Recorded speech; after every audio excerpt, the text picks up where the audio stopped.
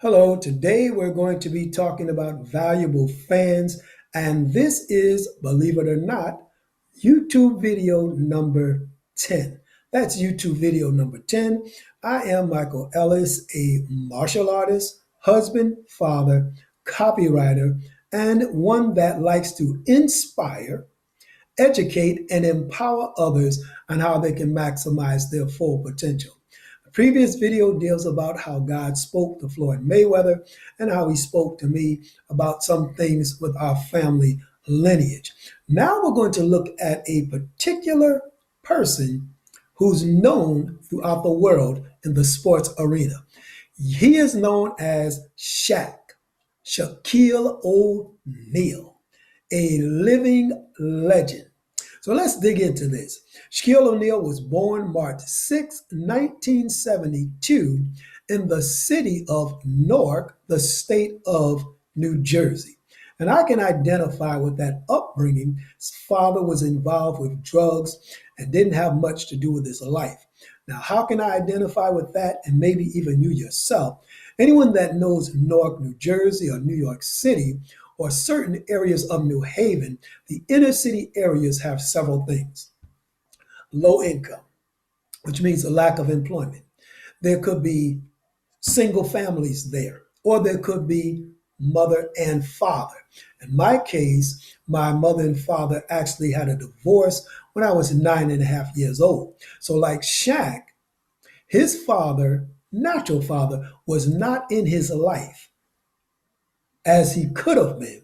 So my father and mother were divorced at the age of 9.5 with myself. And so I went through that emptiness of not having a male figure as a mentor. And men, anyone can make a child, but it takes a real man to live the life of a father and to support your children, whether male or female. Take full responsibility of your actions. And if you don't want children, one of the best things to do is to use protection. So that's a part of the inner city. There's gangs, sometimes there's violence, sometimes there's robbery, and a lot of welfare, things of that nature. Now, this is what Shaq's natural father did. He actually turned over the parental rights to a stepdad. So he did have someone to step in and give him a good example, as well as his mother. He's very close with his natural mother. They have a very good relationship. So all of those things play a part in being a valuable fan, adding value to the life of someone young or in their preteens or teen years, especially Black and Latino males. Now, this message is for everyone, but especially in those two cultures, because the Blacks and Latino young males suffer the most challenges, economical challenges, psychological challenges, family challenges, self esteem challenges, as well as the young ladies, too. They face a lot of things: rape, abuse, sexual, verbal. And there's a lot of gang activity that is not productive to their well being. So that's a little bit about his background. And those of you who know that he was very good in basketball. Let's look at some things about high school.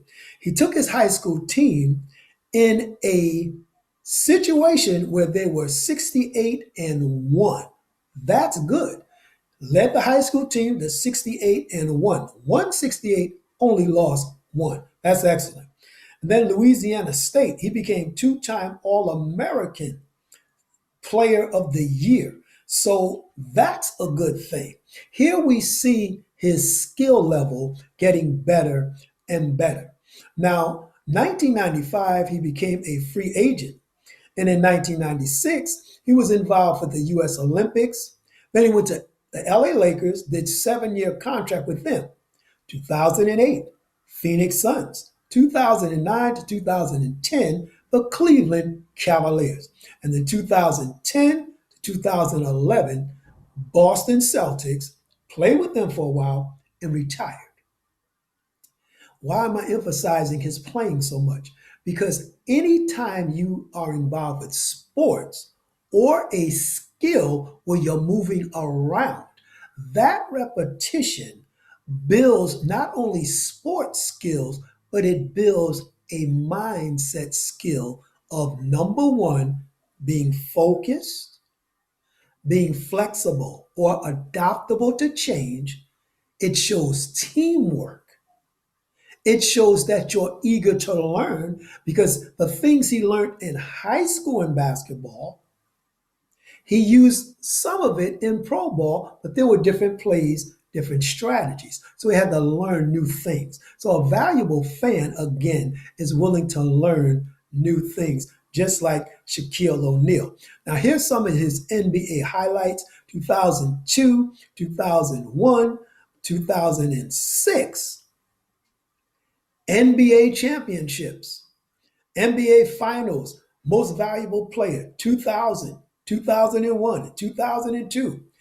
15-time NBA All-Star. Not one, not two, not three, not four, not five, not six, not seven, not eight. 15. That is awesome. So that shows dynamic talent. NBA All-Rookie, first team, 1993. Olympic gold medalist, 1996. This man had an awesome career. So, what else happened? Now, here's a pivotal highlight of Shaq's life. He left basketball, blew some money, I believe it was a few $1,000,000. Someone encouraged Shaq, why don't you go back to school and learn about economics and business? Shaq took that advice.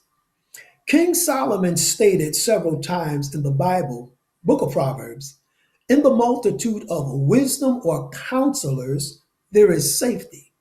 Jesus said, no king goes to war without first sitting down to plan and see if he can finance and has the skill for warriors to win that war. Planning is vitally important. So he pulled out of basketball and went back to school. Where did he go? 2012, Barry University, and gained a doctorate in business, not an associate's, not a BS or a BA. I have a bachelor's in science, psychology, all of that's good.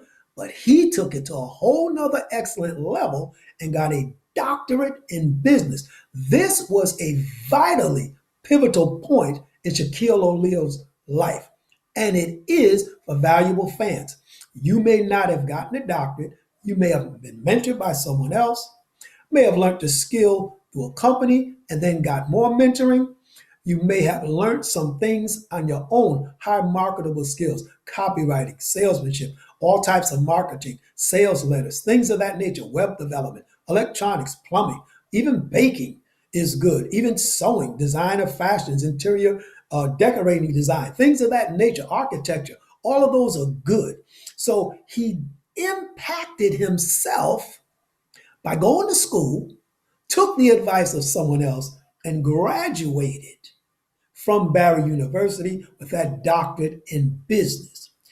People that are willing to educate themselves through various means that I just mentioned: YouTube videos, journals, articles, books, magazines, CDs, DVDs, whatever it takes, even nature, we can learn some things. I've learned some things about the deer that live in this area. They come out between 3 and 4 o'clock in the morning. They have a schedule. I tease my wife. I say, I saw Bambi going shopping this morning.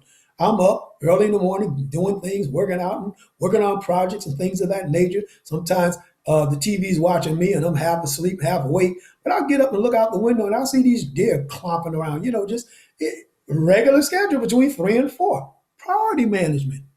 They figure people are not around, they don't like noise, and other animals, no doubt, that they fear as predators are probably asleep or not in the area at that time. They always stop in this backyard and pick up a lunch or a snack or whatever they're doing, milling around. So that's just something even about animals, how they understand priority management and timing. Valuable fans do the same thing like Shaq.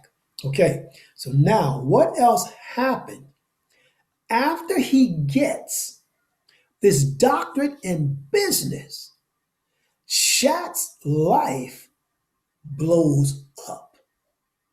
Now, he did 4 rap albums, he stars in films and TV shows. I believe he also has a cartoon. He also has a camp for over obese children. So he's giving back.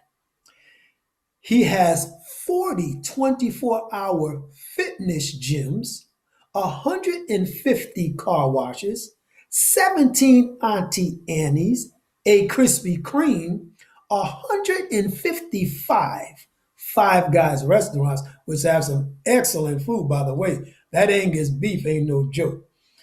He has Papa John's in Atlanta. Not one, not two, not three, not four, not five, not six, not seven, not eight, but nine. Nine Papa John's in Atlanta alone. And with the Five Guys, Shaq gets 100%, actually 10%, excuse me, of the company's entire portfolio. So he's an investor. That is a good thing. That's wisdom. Warren Buffett learned from Benjamin Graham, the one that wrote the book, The Intelligent Investor. People that are valuable fans honor and respect effective knowledge and take effective action to get things done. They're dedicated, they're open minded, they take 100% responsibility of their errors. He did not let the lack of his natural father's presence in his life make him bitter, make him angry. It didn't drive him to gangs. It didn't drive him to drugs. And it did not drive him to father children with a whole lot of other women, like some other basketball players did. Blew their money. Scottie Pippen, Latrell. Some of these guys just weren't thinking. They got caught up in the wrong stuff, lost or never had solid focus.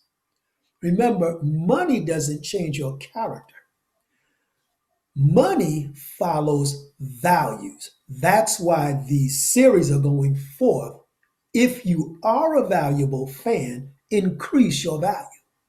If you're not a valuable fan, you can make the choice to become one. The Bible puts it like this: I set before you life and death, success or failure.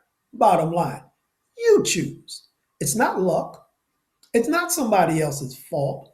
It's we as humans and individuals taking full responsibility, like Shaquille O'Neal did, and he created all of this. Now you may not want to go that far in business, but there is something you can do to market yourself, especially during this time of the pandemic. You are not limited. You should consider yourself limitless. The sky is not even the limit. Go for the galaxies. Go as far as you can go. So he ended up with all of this, and now his net worth is 400 million. Shaquille O'Neal, his net worth is 400 million. Has a private jet with his wife's picture up there. She's very pretty.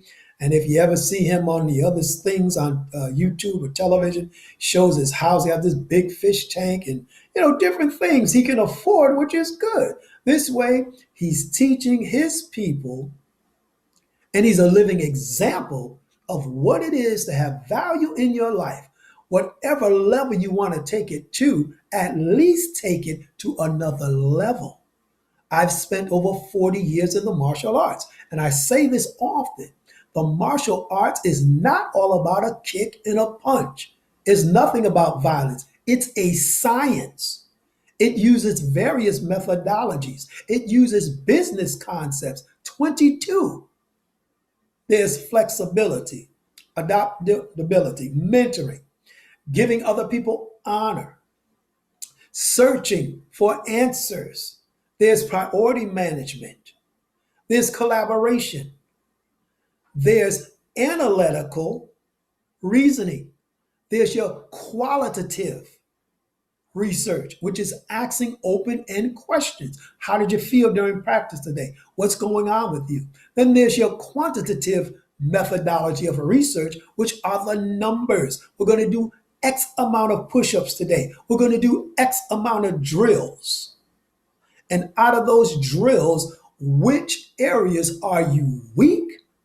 Which areas are you strong? What's useful? What's not useful? All of that you use in content creation and in content strategy, aka copywriting. You learn how to be influential and persuasive. Every business, even the drug dealer, functions off of persuasive psychology. You persuade your discouraged students to be encouraged. And you persuade your encouraged students not only to be more encouraged, but to encourage the discouraged students. Persuade them, influence them. You use all of that in social media.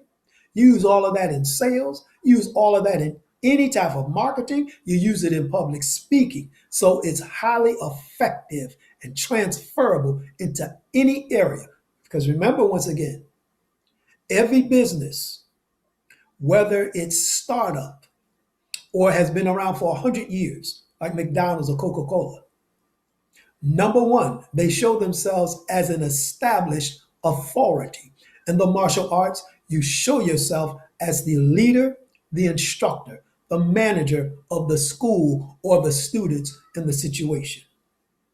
You use persuasive psychology. That's encouraging others to see it from your view, especially if your view is a better answer to their view. You use relevance. You relate. You empathize with their pain. You can identify with their pain. That's important. Making your customer in content strategy, your website or blog or podcast or webinar, making them feel special, person to person, personal, and intimate. Engagement creates trust, which causes them to follow through on your call to action, which converts them to loyal customers, make those clicks, and generate revenue. That's number four I'm getting to, which is influence. Shaquille O'Neal is very influential. Floyd Mayweather is very influential. And he's influencing other people to get away from the negativity and focus on that which is positive. Now let's look at some other ballers who had it going. And in comparison to the pathway that Shaq chose, they chose another path, and their results was this. Antoine Walker, worked with the Celtics, the Mavericks, the Timberlakes, the Grizzlies, and the Heats. This man had $108 million, spent a lot of it on legal fees. Dig this, and I'm going to slow down right here. His wife spent a lot of his money. Oh, we got this money. Let me get this. Let me get that. Let me tell you something, sisters and brothers, especially my people. If you're hooked up with somebody that likes to spend, that is a consumer and does not want to or admire producing anything, I don't care if it's a new design cupcake, they're not good for you. That's destructive. Because why? If they're not thinking about creating and producing, what's the opposite? Consuming, a taker. If they're not givers, willing to learn and educate themselves, whether through YouTube, a mentor, or some other legal means, they're no good for you. Forget the hips and the dips. I know a guy right now went for that. Married somebody out of another country and got jammed up. She used him for the green card. She used him for U.S. citizenship. She used him to send her kids money. Now one of the grown daughters comes on over to the house. Very disrespectful. He's paying the mortgage. He's paying the bills. Very disrespectful in the midst of his home. So it causes trouble. What else happened with Antoine Walker? He had a gambling problem. His gambling problem was so bad he had to sell his Heat championship ring. Then we have Latrell Sprewell. He made $100 million during his career, blew it, and had to sell his yacht. Then there's Kenny Anderson, who had $60 million, 7 kids by 5 different women, and got broke because of child support. All of that money and couldn't buy a $10 pack of condoms. That's a shame. Lack of control. So that's why I said money does not change a person's character. You have to have certain things built in you of integrity and value, or you have to make a decision before you get that money, especially that when I make X amount of dollars, I'm not going to do X, Y, Z. Write it down, get with someone confidential, give them a copy, and say, help me to be held accountable for what I just wrote down. If you're struggling with it, get a support system. They tell people that win the lottery, when they get a large win, they sit them down and they say, we advise you to get a lawyer, tax lawyer, especially a certified public accountant, and a psychologist. Why? People not used to that amount of money go into an emotional shock. One pastor told his congregation, I know some of y'all are playing the numbers, when you hit, not only give your tithes, but before you do anything, take a vacation to get over the shock. So that's important. So then we have Sean Kemp, made $90 million in salary, $11 million in endorsements. He birthed 7 children by 6 different women, paid child support and drugs. Then we have Dennis Rodman, who made $27 million. In 2014, he filed bankruptcy. You have to have value. That's why, again, I'm making these videos about being a valuable fan. It's up to you. Solomon said there's life, there's death, there's success, there's failure. There's success, there's destruction, there's value, there's no ethics, there's no value. There's the wild buck style living. And again, you're grown and you make the choice, but when you get the negative harvest, there's nobody to blame but yourself. Even if you have an accountant or a CPA, get someone to check behind them so that all things stay in balance. That's what happened to MC Hammer. He meant well, taking people out the hood, giving them, employment, about 200 to 250. But he said the accountant, nobody was watching the accountant. So situations happen. We all make mistakes, but you have to be willing to regroup, even if you have. Now, I liken this to a gentleman who took the advice of someone older, positive advice, and became successful and stayed out of trouble, versus someone who listened to the younger crowd who were not mature and had little or no value and ended up in jail or dead. One is alive and can make better adjustments for himself, his family, and society. The other is on a dead-end road to destruction. So there you have it. Are you a valuable fan like Shaq, like Mayweather, like Madam C.J. Walker, like Suzanne Shank, like myself and others? So think about that and think about it well. Stay safe. God bless you. Bye-bye.